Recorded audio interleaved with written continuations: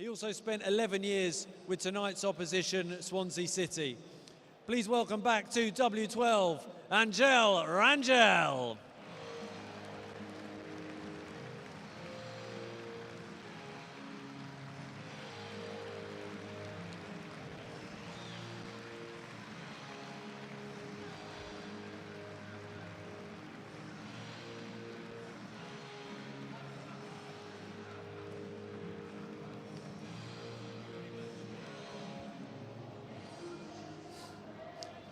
Rangel, great to have you back here at Loftus Road. A nice reception from all four corners of the ground. Now that doesn't happen too often.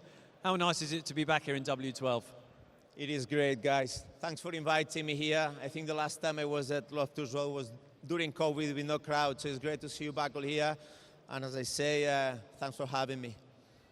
How much did you enjoy your 2 years here? Oh, I really loved it, guys. Really loved it. I think from day one, I really enjoyed the changing room, the youngsters in the team, myself, you know, with some experienced players. Obviously, you fans gave me a great reception. I gave my all for you and the club, and obviously off the pitch as well. I try to do my best to help the community. So I'm very glad to say that I am an art, and I will always be.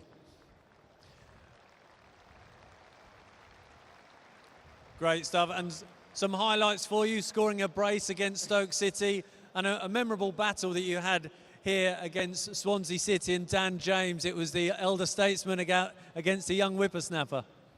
Yeah, it was, you know, it was a difficult week. You know, it was the first time I played against the Swansea at QPR, and I know Dan James and the team were doing very well, so I had to make sure I brought my A game, and I thought me and the team did that day. It was a 4-0 win, you know, and yeah, it was a great day. So sorry, Swans fans, but it was a great day. And of course, towards the end of your second season, it was affected by COVID. And then when football resumed, you came back for the final 9 games. Now, a lot of players up and down the country opted not to actually participate in those games, having had time out, been out of contract and concern over how the body would handle it. You insisted you wanted to play in those games. And sadly, you suffered an injury which ultimately ended your career. Do you have any regrets about that decision? No, at all. At the end of the day, I was contracted and I wanted to play every single game for the club. It happened before at Swansea as well. The year we got promoted to the Premier League at Wembley, and I was out of contract that summer.